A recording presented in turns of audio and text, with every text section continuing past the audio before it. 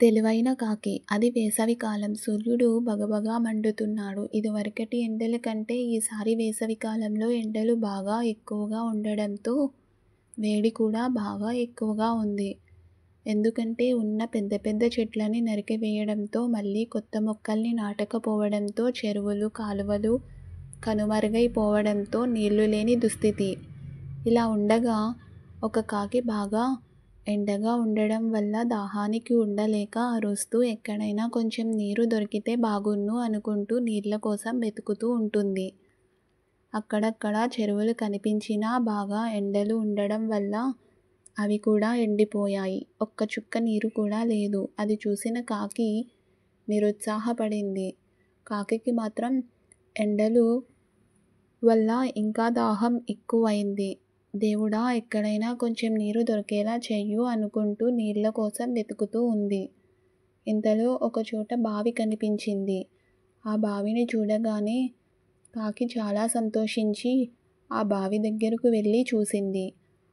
ఆ బావిలోకి చూసిన కాకి మళ్ళీ నిరుత్సాహపడింది. ఎందుకంటే ఆ బావిలో కూడా ఒక్క చుక్క నీరు లేదు. అయ్యో దేవుడా అనుకుంటూ మళ్ళీ నీళ్ల కోసం వెతకడం మొదలుపెట్టింది. కాకి ఎగురుతూ వెళ్తూ అన్ని చోట్ల నీళ్ల కోసం వెతుకుతూ ఉంటుంది. అయ్యో, ఎక్కడ వెతికినా ఒక్క చుక్క నీరు కూడా దొరకడం లేదు. ఈ మనుషులు వాళ్ళ స్వార్థం కోసం చెట్లు కొట్టేయడం వల్ల ఎక్కడా ఒక్క చుక్క నీరు కూడా కనిపించడం లేదు అనుకుంటూ నీళ్ల కోసం వెతుకుతూ ఉంది. అలా వెతుకుతూ ఉండగా కాకికి ఒక ఇంటి దగ్గర ఒక కుండ కనిపించింది.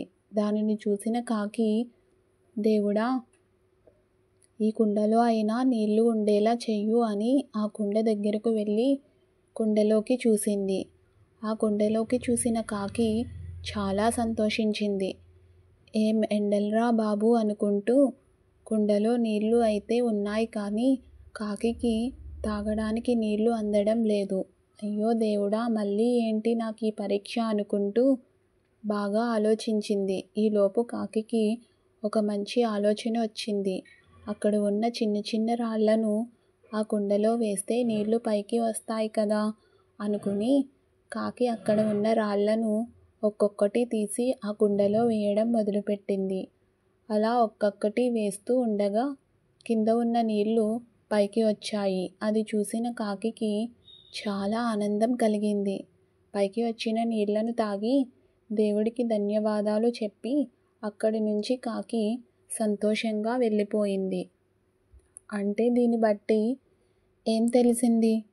మనకు ఏమైనా సమస్య వస్తే దాన్ని పరిష్కార ప్రయత్నంలో ఎన్ని అడ్డంకులు వచ్చినా వెనుతిరగక పట్టుదలతో ప్రయత్నిస్తే తప్పక ఫలితం వస్తుంది.